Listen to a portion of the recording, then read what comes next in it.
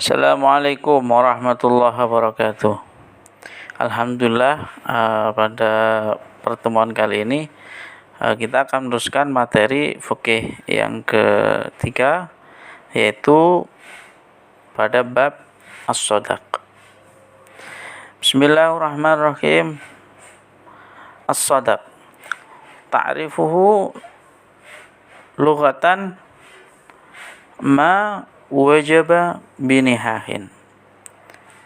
Definisi bahasa daripada shadaq adalah ma wajaba binikahin, sesuatu yang wajib disebabkan karena pernikahan.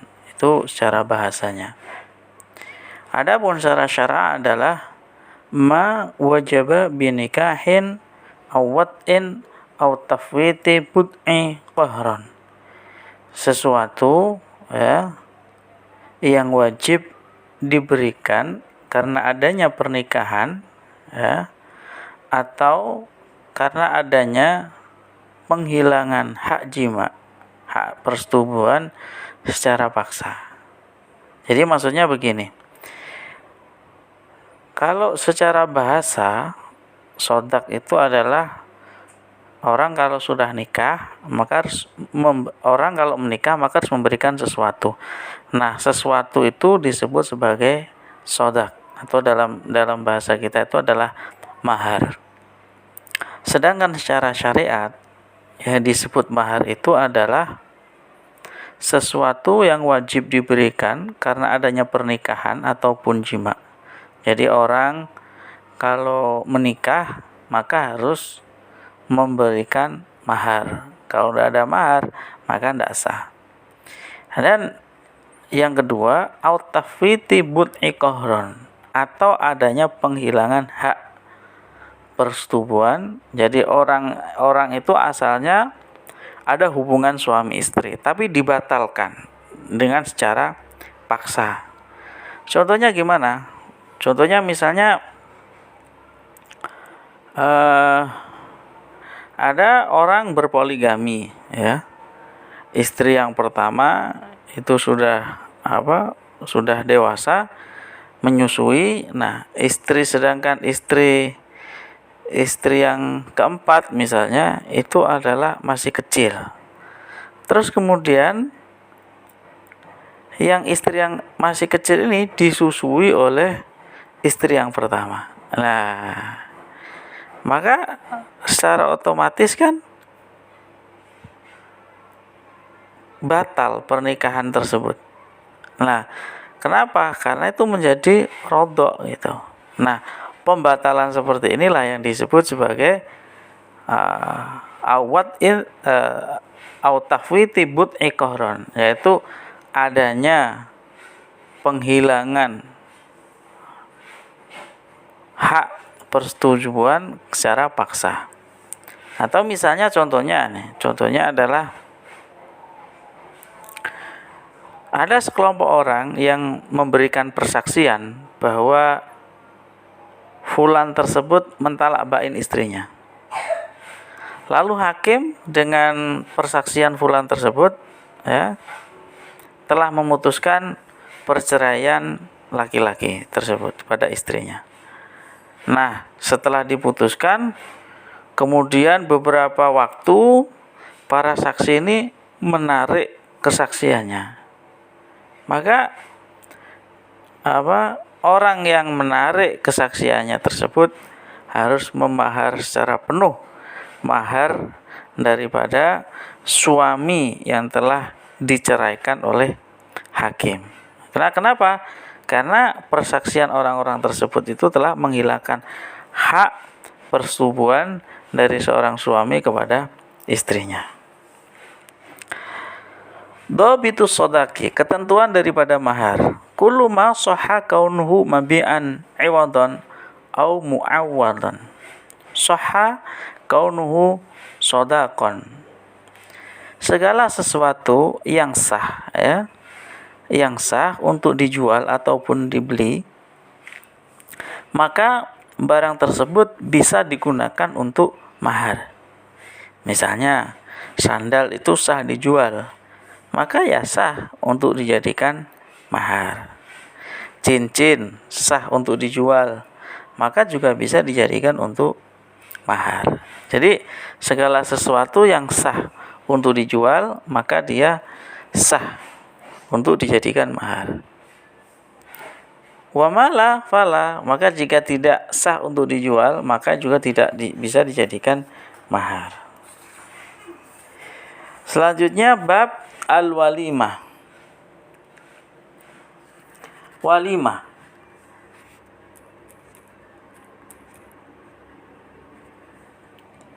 Al-walimatu lughatan mustaqatun minal walmi. Walimah itu secara bahasa ada ambil daripada lafaz walm, ya.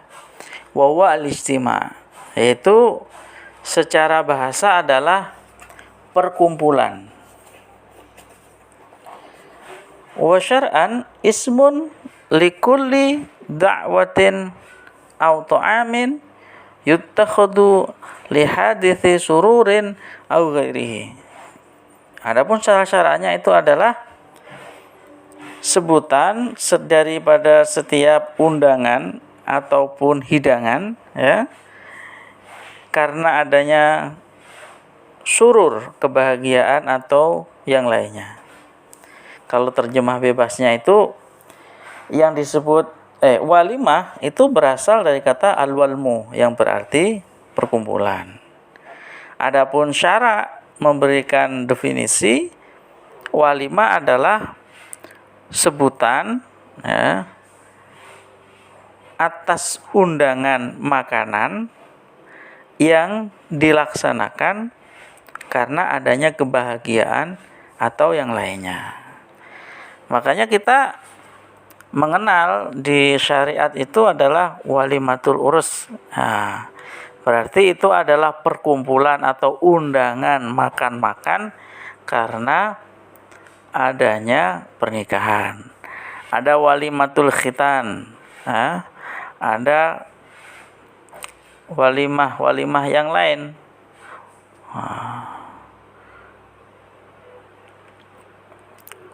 Sampai ada istilah walimatut dukhul. Nah, ini yang jarang dilaksanakan. Walimatut dukhul itu ketika seorang pengantin baru, ya, yang telah sukses menjebol gawang istrinya, itu walimatut dukhul. Itu jarang dilaksanakan. Ada itu yang sering kita itu kan walimatut tasmiyah, walimatul urus, ya. Karena seksiologi itu memang agak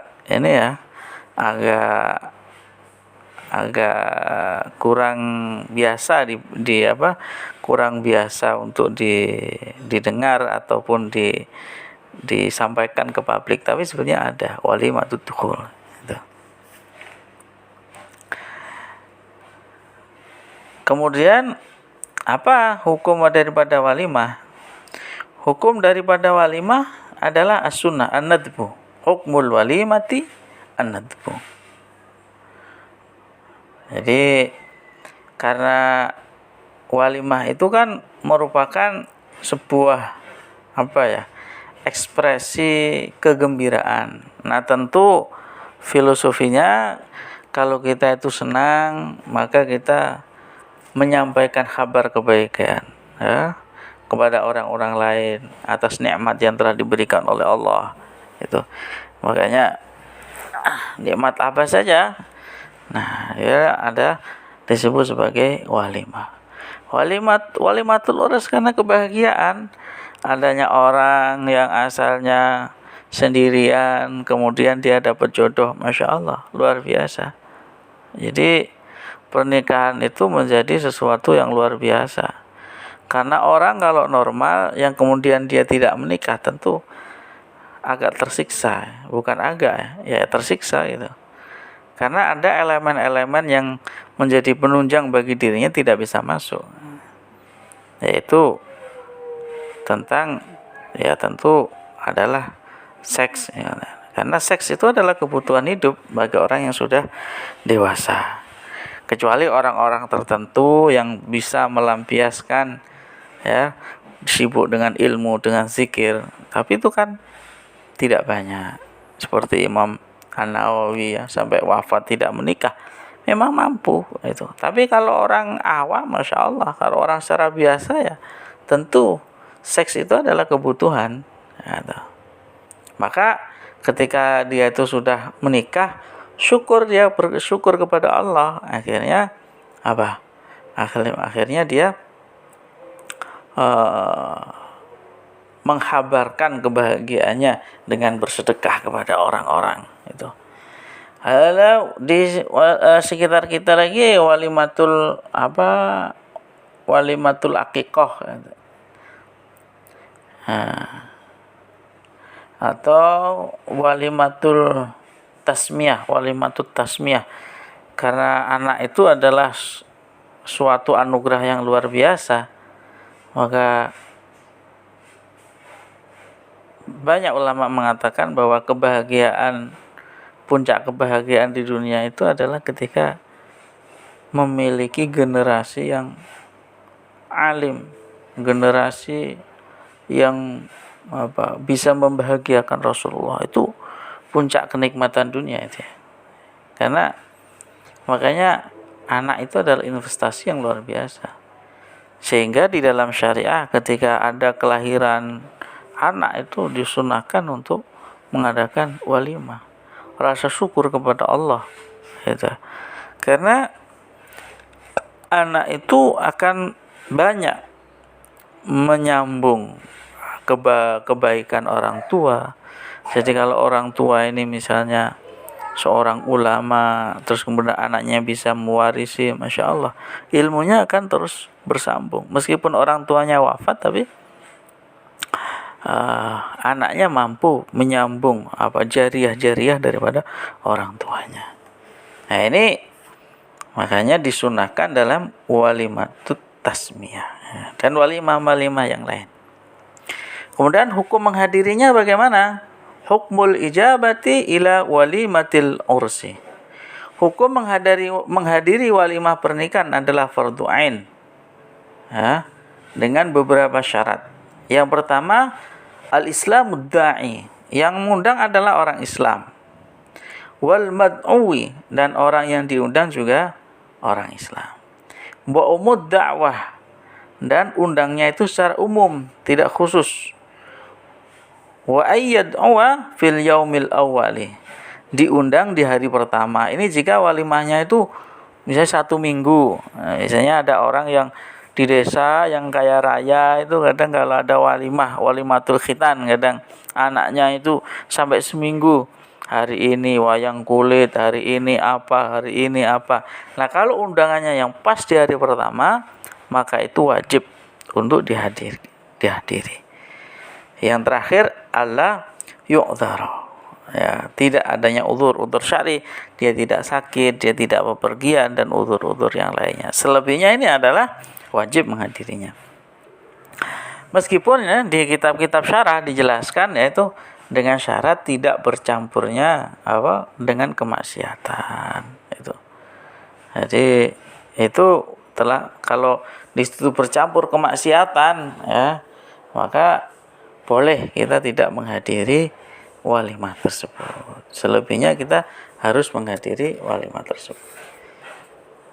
Jadi makanya kondisi masyarakat kita ini kan beda-beda gitu, ya. Jadi kadang ada yang ngundang itu ahli maksiat, ya, kadang walimahnya itu ya juga bercampur dengan kemaksiatan. Dangdut misalnya yang terkenal, kadang artisnya berpakaian seksi, atau sindenan, atau yang lainnya, ya. Cuma kalau kadang kita tidak enak, ya, tentu hadirnya pas selesainya acara malamnya itu misalnya, atau kalau yang hiburannya malam kita datang siangnya, itu untuk biar kita itu masih menjaga hubungan dengan orang-orang yang di sekitar atau orang yang mengundang. Kemudian bab yang selanjutnya adalah al-qasmu. Al-qasmu. Apa itu al-qasmu? Al-qasmu itu adalah huwa al-adlu baina zaujati, yaitu al-qasmu adalah bersikap adil kepada para istri. Ini bagi yang berpoligami. Kalau istrinya satu ya nggak perlu al-qasmu. Apalagi kalau para jombloan, jomblowati kayak gini ya malah nggak ada bahasan gitu. Nah ini al-qasmu sekali lagi apa? Untuk para pelaku poligami. Terlepas dari kontroversi poligami, perlu kita menanamkan di dalam hati bahwa poligami itu adalah syariah dari Allah Subhanahu wa taala. Maka jangan ada yang mengingkari, terutama santri ya. Terutama santri. Kalau toh kemudian dia tidak siap, nah itu urusan yang lain. Ya berarti ya buat fakta integritas saja dengan calon suaminya gitu. Jangan kemudian kalau tidak kuat itu mengatakan bahwa poligami itu bukan syariah. Nah ini bahaya. Berarti apa? Mengharamkan sesuatu yang dihalalkan oleh Allah Subhanahu wa taala. Ya. Meskipun kita melihat bahwa budaya di Indonesia ini berbeda dengan budaya yang ada di Timur Tengah. Di sebagian daerah berbicara tentang poligami menjadi suatu aib gitu. Tapi mungkin di daerah lain yang tidak, menjadi suatu yang biasa. Tetapi budaya itu kemudian tidak boleh menggerus yang namanya syariah, ya. Karena di dalam poligami itu juga banyak hikmah, di antaranya yang telah dilaksanakan Rasulullah Sallallahu Alaihi Wasallam, dan ini telah dibahas dalam kitab-kitab yang lain yang sangat panjang dan lebar. Ya. Cuma intinya terlepas dari kontroversi keberadaan poligami, harus kita yakini bahwa poligami itu bagian daripada syariah. Gitu. Karena kompleks ya memandang tentang poligami ini. Karena di satu sisi memang budaya itu ya, budaya itu kadang ya beda-beda. Kadang ada yang tidak budayanya poligami, tapi yang satu sisi itu kan ada sebab. Misalnya orang itu, laki-laki itu terkadang memiliki dorongan seks yang tinggi ya, yang berbeda-beda. Ada yang seksualitas libidonya tinggi, ada yang sedang, ada yang rendah. Kalau toh kemudian nanti sedangkan perempuan itu ada masa haid, terus misalnya istrinya ini sedang hamil, ya tentu tidak bisa, atau habis melahirkan, tentu tidak bisa melayani suaminya dengan baik ya. Nah tentu ini butuh kearifan ya di dalam memahami poligami.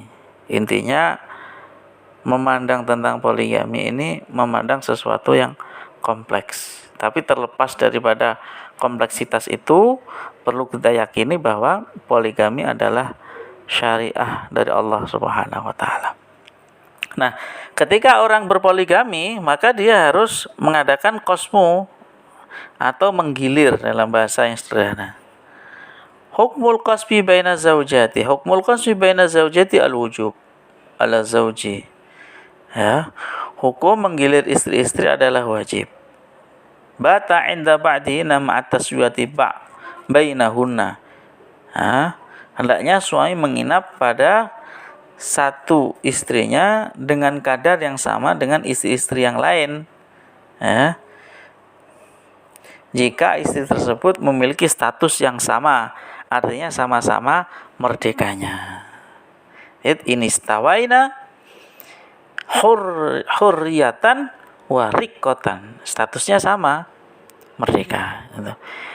Wa illa, jika tidak, artinya yang satu ini merdeka, yang satu itu budak, faj'alu lil khurrati al khalisah mithlai ma liman fiha riqqun, maka tentu yang merdeka itu memiliki bagian 2 kali lipat daripada istri yang berstatus sebagai budak. Jadi kalau istrinya itu 2, yang satu itu merdeka, yang satu budak, tentu yang merdeka ini memiliki waktu 2 kali lipat daripada istri yang budak. Karena memang aturan syarat-syaratnya memang begitu, budak itu adalah separuh daripada hurrah. Dari sisi kewajiban, dari sisi hak-haknya.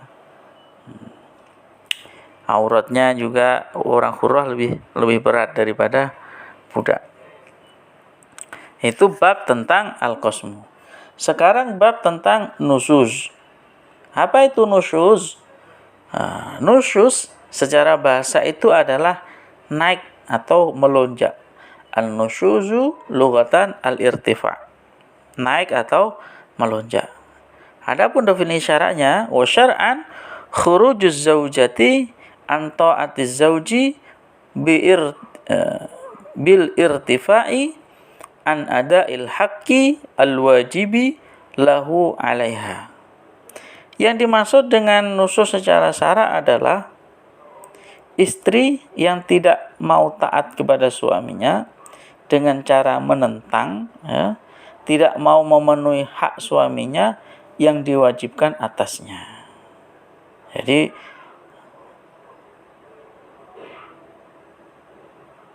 istilahnya kalau bahasa Jawa itu ndak manut. Ndak manut apa?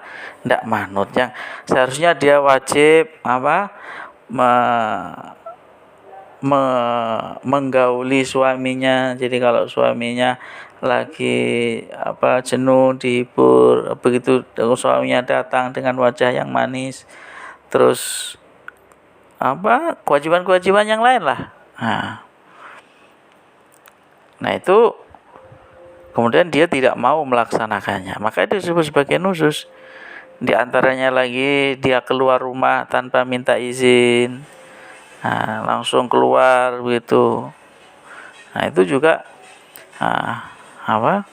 ketidakpatuhan. Dalam bahasa Jawa ndak manut gitu. Di antara beberapa hal yang dikatakan kategori nusyuz, yaitu dia menentang daripada suaminya adalah karena min taati, dari taat pada suaminya, wa mu'asyaratihi bil ma'ruf, dan mempergauli suaminya dengan baik, wa taslimi nafsiha, dan tidak mau menyerahkan dirinya kepada suaminya. Jadi kan ini kalau sampai nanti sudah menikah itu akan merasakan. Jadi kadar mood atau keinginan seks itu kadang tiba-tiba mendadak ada. Lah ini kadang kalau hadisnya itu kan suami itu kalau mendadak, atau bukannya mendadak, pokoknya suami itu menginginkan, maka istri kan harus melayani. Bahkan di situ di hadisnya disebut walaupun melayaninya itu di atas kendaraan, di atas onta pada saat itu. Maka kalau ditransformasikan dalam bahasa sekarang, kalau misalnya yang laki-laki ini pas naik mobil terus kemudian dia berkeinginan, maka wajib bagi seorang istri untuk melayaninya. Apalagi dalam kondisi yang longgar seperti di rumah. Nah, terkadang seorang perempuan itu kan juga nggak mood gitu. Nah ini bagaimana? Dia harus memaksa dirinya agar dia bisa melayani istrinya meskipun kondisi dia itu mungkin lagi sedang tidak mood. Itu. Nah ini kalau misalnya suaminya lagi berkeinginan, dia nanti itu besok. Dan itu namanya disebut sebagai ketidakpatuhan.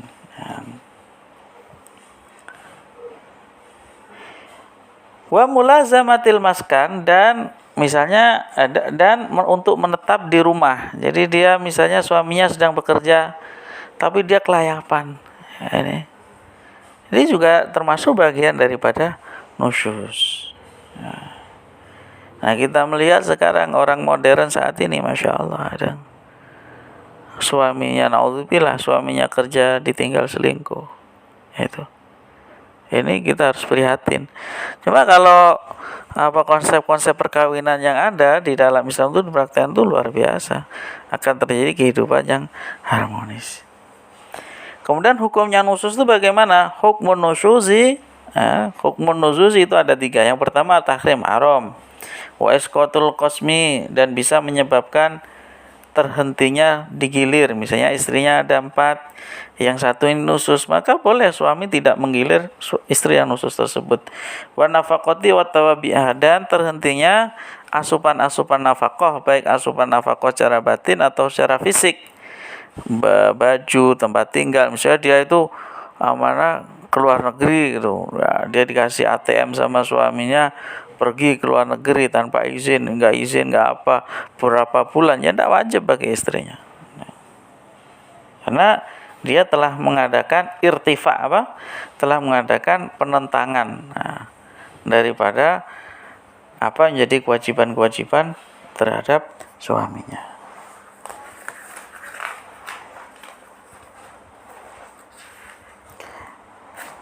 Saya kira itu untuk sementara ini. Wallahu a'lam bishawab. Subhana rabbika rabbil izzati amma yasifun wa salamun alal mursalin. Alhamdulillahirabbil alamin.